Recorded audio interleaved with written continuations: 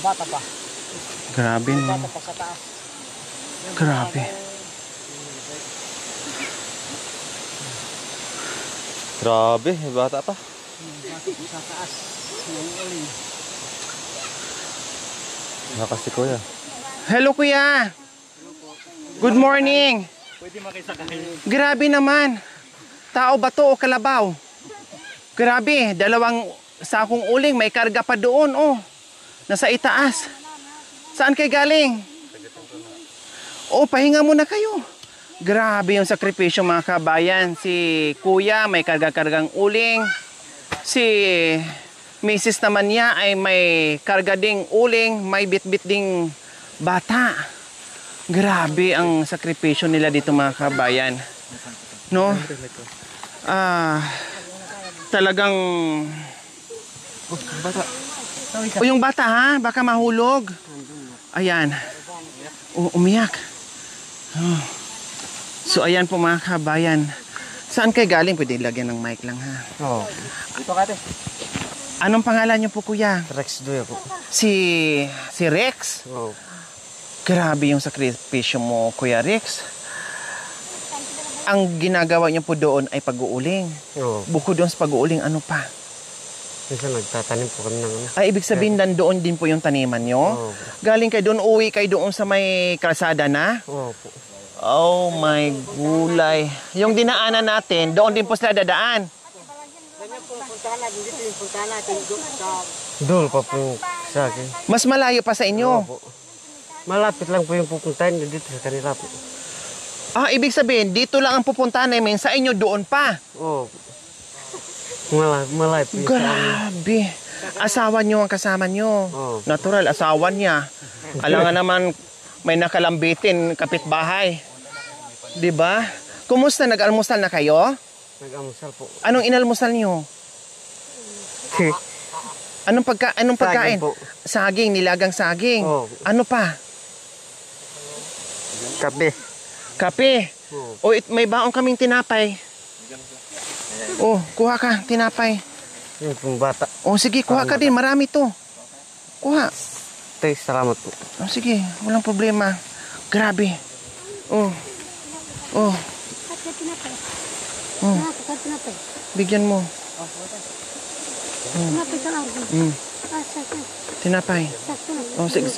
Sipon. Kuha ka. Oh. Oh. Oh. Oh, okay na. Oh. Diba? So, ayan mga kabayan. Nasa lubong natin sila. No? Nakita nyo naman yung tsura ko. Oh, naliligo ako sa pawis. No, ligong-ligo ako sa pawis mga kabayan. Halos naiinom ko na yung pawis ko sa sobrang layo, sa sobrang tarik. No? Tapos bigla nasa lubong natin sila. At yung bata ay karga-karga pa doon sa itaas. No? Nasa uling. Aso nyo ito? Oo. Oh, ayan, bigyan din natin. Nagutom din yung aso. Kawawa naman. Ayan. Oh, cute ng aso. Oh. Anong pangalan ng aso? Pugos. Ha? Pugos. Pugos? Bakit pugos? Ha? Anong ibig sabihin ng pugos? Ha? Pulugoso. Ano yung pulugoso? Hindi na ma-explain. Naubos na. Hindi ko pa rin maintindihan. Basta pugos. No? Oh, sige. May guide naman kami ni Kuya. So, ayan po mga kabayan. Buti na lang at nasa lubong natin mga kabayan, no? Ilan po ang anak nyo? Dalawa lang. Kuya, Dalawa po. ilang taon ka na? 22 po. 22. Anong pangalan? 23. 23. Hayaan mo na, ayaw niyang tumanda.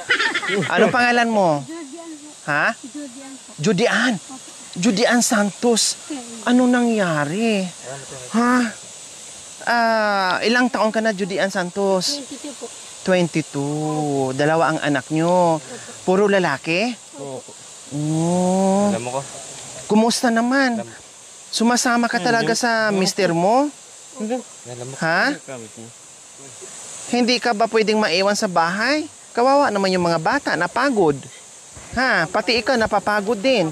O sumasama ka dahil nagbibit-bit ka rin ng uling? Wala po pagkain doon. Kaya umuwi po. Naubusan na kayo ng pagkain doon. Na yung uling.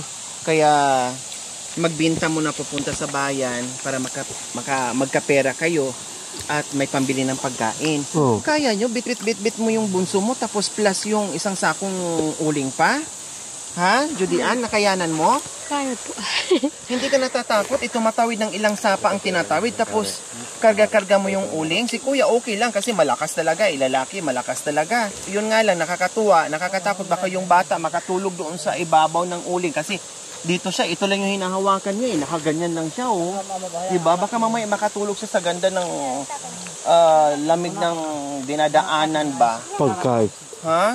Bantay-bantayan mo rin kuya, pakiramdaman mo yung anak mo Siya po nagbabantay. Or tingnan mo ha. Opo. Kasi ang dinadaanan nyo puro bato. Opo. Diba? Puro bato. Tapos delikado. Siyempre nasa itaas na siya. Diba? Opo. Kaya tingnan nyo kung natulog yung bata. Kung sing. Kasi delikado. Oh. Magkano naman ang bintahan dyan sa uling, Kuya Rex? 160 po. 160. Tapos ilang sako ang nagawa nyo? 28 po. 28 na sako? Opo. Wow! Tapos, nahakot mo na lahat? Hindi pa po. Ha? Hindi pa po. Pag ilang hakot mo na to? Palwag.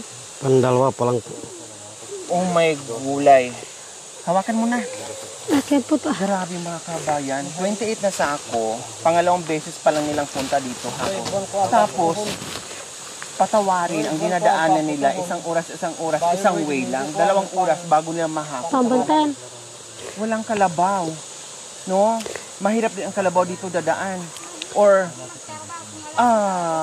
talagang wala silang choice. Mano-mano ang paghakot ng mga kabayan. Wala silang katuwang. Kaya pala si Mrs. sumasama na kahit paano para meron din siyang bit-bit. No? Makatulong dito kay Kuya para isang punta nila dito, 3 sako ang dinadala para tatlo yung bawat punta nila dito. Hindi po biro mga kabayan. Ito isa sa mga nakikita nyo at masilayan nyo po mga kabayan kung paano yung buhay dito sa mga katutubong aitas. Kaya hindi talaga ako mapapagod pa ulit-ulit akyat baba dito. Dahil gusto ko talaga sila kahit paano na meron tayong maiabot na pagmamahal. Ma-appreciate man lang natin yung paghihirap nila. Kasi kailangan ang uling. O, di ba? Kung wala silang mag-uuling, anong mabibili natin sa bayan? Ano gumagamit ng uling? Diba? Wala tayong mabibili kung hindi sila magsipag din mag-uling dito. Dahil yun lang talaga ang isa sa source of income nila, yung pag-uuling bukod doon sa pagtatanim nila. Kasi yung pananim nila mga kabayan, hindi naman po everyday yung kita o yung harvest. Pag habang inaantay nila yung pananim nila na magbunga, gagawa muna sila ng paraan kung paano yung buhay nila pangkain na araw-araw. Diba? Nagdala po siya ng uling. Kapag na-ibenta po yan, meron na po siyang kahit na pulaga lang. So katulad nito mga kabayan, galing sila sa bundok. Kasi wala pa silang pagkain, wala pang ulam. So ito muna ang dala nila para pagdating doon sa bahay nila, mga kabayan, meron silang may ulam. Laing lang. Bitchin asin lang ang katapat nito mga kabayan, ulam na sa kanila, masarap na sa kanila, special na sa kanila mga kabayan. Diba?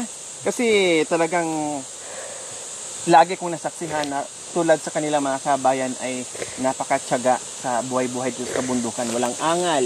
Makikita mo pa rin yung smile nila. Okay. So, sino magluluto nito? Siya po. Ha? Siya po. Anong luto, Ate Jody? Pakulo lang tubig po. Pakuloan ng tubig, tapos asin bitchin. Opo. Tama nga talagang sinasabi ko.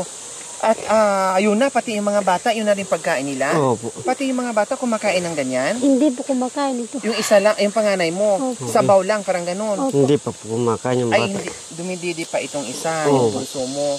Kumusta ang buhay dito sa kabundukan, Ate Jody? Pag tagulan po, mahirap. Kasi malaki po yung sapa. Hindi nyo matatawid. Opo. Kahit may kalakal kayong ibibinta doon, hindi kayo makakatawid, hindi kayo makakapagbinta. Opo. Paano yung sunod-sunod yung baha? Abuti ng 1 linggo, 2 linggo, paano yung pananim nyo doon pag mga hinog na? Paano? Hindi mo na pumahani. Anong gagawin na lang? Pabayaan mo na po malaglag. Masira na. Opo. Walang ibang paraan na ibang daanan na maitawid yung mga kalakal nyo? Wala po. Wala po, ito lang po yung daan. So yun naman ang problema nyo ngayon. Oo. Pag tag-ulan, hirap kayo ibaba yung mga ganito kasi hindi kayo makakatawid. Oo. Pag tag-init naman, ano namang problema sa kabundukan? Walang tanim. Patay po kasi pag tamanim ka ng mainit, mamamatay lang yung tinanim mo po. Diyos ko po mga kabayan. No? Kailangan talaga yung panahon natin, yung tamang timpla lang. Huwag pwedeng uminit kasi kailangan din ng init para mabuhay yung mga pananim. Oo. Huwag lang sobra-sobra. Pag tag-ulan naman, huwag din sobra-sobra. Kasi mamamatay, malulunod din yung mga pananim pag sobra sa ulan. No? Plus, malulunod din sila. Pag tumawid sila, pag pilitin nila, pag bumabaha na yung malaking ilog na ilang beses mong tawirin. No? So hindi nga talaga nila maibaba. Kailangan tamang timpla lang talaga sa panahon. No, kailang wala tayong magagawa. Kung talagang tag-init, tag-init, kung tag-ulan, tag-ulan. No, kumbaga nanguhula tayo. Ang sa atin na lang, sipag na lang, doble sipag na lang, no, prayer, syempre, para gabayan tayo sa lahat ng ginagawa natin araw-araw. O, tapos, pag naihati nyo na ito, kuya, yung kalakal nyo, balik na naman kayo dito. Oo. Sa isang araw, ilang beses ka makahakot ng ganyan? 4. Pabalik-balik. Oo po. Maghapon na po yun. 4, maghapon. Oo nga, no. Kasi sobrang layo. No, kailangan maka-4. So, ibig sabihin maka-4, maka-2 balik siya. Plus itong si Ate Jody na asawa niya na kita paano na may bit-bit din na uling. So, tuwing akyat baba mo dito, sumasama si misis mo? Ngayon po, maiwan na lang po kasi magsahin po siya. Kayo na lang po ang babalik dito. Ako na lang po yung babalik. Pag akyat niyo mamaya, kumusta? Mayroon kayong maisaing? Mayroon kayong makakain? Bukod dito sa laing? Maghanap po. May bigas na kayo? Wala pa po. Wala Wala pa pang po. bigas. Maghanap pa. Maghanap pa po. Magbenta pa. Oo. Paano kung may bayar na ba kayo sa uling nyo? Meron na po. Meron na. Opo. So paano? Kukuha kayo? Uutang kayo? Utang po. Bayad utang lang po. Kumusta itong mga uling mo? Mayroon ka pang sukli dyan? Ewan. Inutang mo? Ewan ko po. Magkano ba ang nautang mo doon sa buyer mo? Malaki-laki na po. Kasi yung pagkain mo po, kung hindi ka kumuha, mamamatay ka. Kung hindi ka kumuha ng bigas. Kung hindi uutang. Oo. Magkano per sako? 200. Hindi po. Magkano ang isang sako? 160 lang po. May gulay. 160. Isang ganito. Oo po, isang... 160 ang mahal-mahal sa palengke. Tapos ang tagal-tagal yung gagawin, 3 buwan, 2 buwan o 3 buwan yung gagawin bago maluto yung uling. Magputol ka po, ba't maghakot? Magputol, maghakot sa mga pinuto na kahoy, Ba't ikakamada mo po? ikakamada pa yung kahoy, tapos tatabunan na naman, po. Tapos, sisindihan na naman, tapos Kalkal. kalkalin na naman, tapos Hakutin. 10 proseso po mga kabayan ang pagdadaanan ng uling, no? No. Ni Kuya Rex bago siya magkapera. Sa loob ng 2 buwan o 3 buwan, dahil napakalayo nito mga kabayan. Kaya tama yung sinasabi niya, mamamatay ka sa gutom kung hindi ka uutang. So ngayon, ito, ang dinadala niyo po Kuya Rex, ay naiutang nyo na, naibali nyo na, bali ito na lang yung pambayad nyo. Oo. So hindi nyo alam kung may sukli kayo. Paano pag kulang? Uulit na naman po. Madagdagan yung balanse nyo doon. Uulit na naman po, mag-uuling. Tapos ulit utang, Opo. ulit uling, Opo. para may pangbayad. Oo. Ayan po mga kabay, nasa lubong natin sila. Nagulat ako, no, yung ginagawa nila kanina ni Kuya Rex at Ate Judy Ann, no, na sila paakyat, tayo naman paakyat. Nagkasalubong kami dito sa tuktok. Nagulat tayo sa nakita natin na grabe yung sakripisyo ng papa, no, yung father para sa kanyang pamilya na meron silang makakain. May dala-dala nga po sila mga kabayan na panglaing nila, pero maghahanap pa sila ng maisasaing nila na bigas dahil magbebenta pa ng uling o babali pa or uutang na naman. Pero itong mga dala-dala ng uling mga kabayan ay pangbayad doon sa binali nila or utang nila doon sa buyer. So ang gagawin natin dito mga kabayan, meron pang bigas doon sa sasakyan, no? At ibibigay natin 'yon at pagbalik namin mamaya, no? Or magpa-utos na lang ako doon mamaya mga kabayan, no? Ay pakuha ko doon sa sasakyan, bigay natin sa kanila, no? Kuya Rex and Ate Judian, may bigas, may grocery ako doon sa sasakyan, ibibigay ko po sa inyo 'yon. Ha? Sa inyo yung para kahit papaano hindi na kayo uutang ulit, hindi na madagdagan yung utang nyo, may sasaingin na kayo pag-uwi nyo, hindi nyo na iisipin, hindi nyo problemahin. Ha? Okay? Ayos ba yon? Para kahit papaano naman ay magiging okay naman yung isipan nyo na hindi puro, saan na naman kaya tayo maghahanap ng pagkain? Saan na naman tayo kukuha o mangungutang. So ngayon, ang gagawin ko, no, mamaya pagbalik ko, bibigyan ko muna kayo ng pambili ng bigas. Mamaya pagbaba ko, no, ay magkikita tayo doon, ipapatawag ko kayo ha. Sige, magkano bang kilo ng bigas? O sige, kahit 1 kilo lang muna at saka ulam. Ibili nyo muna ng 1 kilo at saka ulam. Mamaya ibibigay ko doon yung 1 sakong bigas, grocery, tapos magbigay pa ako ng cash doon mamaya, ha? Salamat. Okay, sige. Para pag-uwi nyo, Kapaya po daw gusto niyo po. papaya, o sige, mamaya na lang, ha? Huwag yung munang problemahin. Basta ang pag-uwi nyo mamaya na meron kayo maisaing, tapos, maihatid nyo na doon, makapahinga kayo. O, anong mensahe nyo ngayon sa biyaya, Kuya Rex? Salamat po. Malaking tulong po dito sa pamilya ko po. Pati po sa akin. Maraming salamat po sa nabigay niyong tulong sa amin, sa aming pamilya po. God bless. Makanyan. Oh, magsakay kayo na rin. Tatay, tako. Ay, itak mo. Patuntak mo ba na? Itak.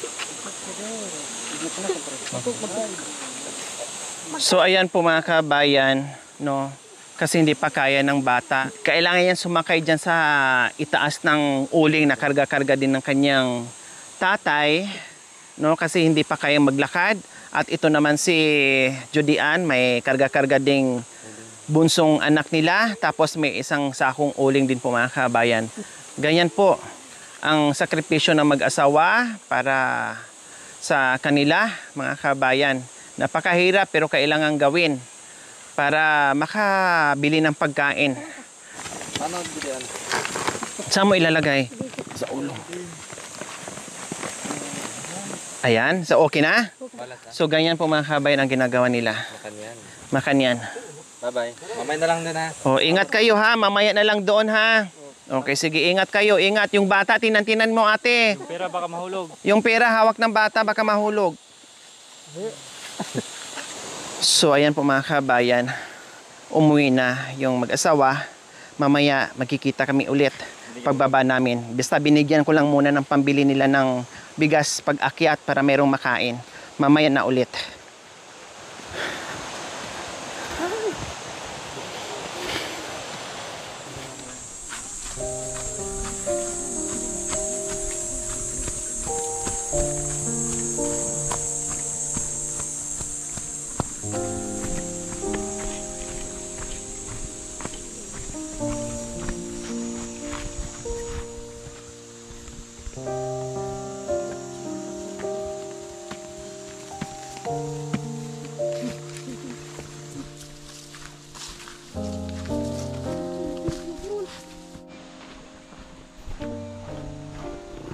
So ayan po mga kabayan, nagkita kami muli ni Kuya Rex and Ate Judian, no? Sabi ko nga sa kanila, mauna na sila doon kasi kami ay papunta pa doon, tapos sila pabalik na dito. So sabi ko na magkita tayo doon at kunin mo yung bigas at groceries. Salamat. Ayan, Kuya Rex and Ate Judian, may bigas na kayo, assorted groceries, mga dilata, kape, no, gatas, pagkain ng mga bata, etc. Kompleto Ricardos na po yan, Kuya Rex and Ate Jody Ann. Siyempre, hindi lang yan, mayroon pang pambili ng ulam mamaya. Salamat po. Oh, pambili ng salamat. ulam. Ito yung grabing sakripisyo, may dala-dala, nakakarga ang anak, 2 sako ang bitbit, napakatarik, plus yung asawa, may kargang anak, may karga ding uling, napakatarik ang dinadanan. Diyos ko po mga kabayan, kung kailan nandito na hindi kayo sanay sa kabundukan, naku, talagang hindi nyo akalain kung paano nila nakakayanan yung ginagawa nila. Sobrang sakripisyo para lang makakain mga kabayan. Kahit paano ay maibsan yung may katuwang na natanggap nyo ngayon dahil alam kong napakahirap ang ginagawa nyo. So syempre magpapasalamat po tayo sa walang sawang pagmamahal, Ma'am Philly ng Italy. Maraming salamat po sa inyong ginintuang puso. Naway pagpalain po tayo ng Panginoon. Naway bigyan po tayo ng mahabang buhay. Naway bigyan pa tayo ng maraming biyaya upang sa ganun marami pa tayong matulungan na gaya nila. So huwag niyo pong kalimutan, paki-share, subscribe sa aking YouTube channel, Lori Aquino Talita. Maraming salamat po, God bless us all. Bye! Halos hindi ko na mabigkas mga kabayan sa sobrang pagod. Grabe, kita niyo naman, no? Napakalayo. Grabe naman yun, Kuya Rex. Uy. Malayo po yung pinuntahan niyo. Ibig sabihin, yung pinuntahan namin kanina doon, unhan pa sa inyo doon? Sa Oo. itaas pa? Oo po. Ay, Diyos ko, amin. Opo, di ba tuktok na yun sa inyo? Sa kanila doon pa sa unahan? Oo po. Tuk-tuk po. Ay, bakit hindi na lang kayo magpalagay ng mga pakpak? Para lilipad na lang kayo. Okay, sige. Thank you ha. Salamat Salamat. po. Thank you for watching. Don't forget to like, share, and subscribe.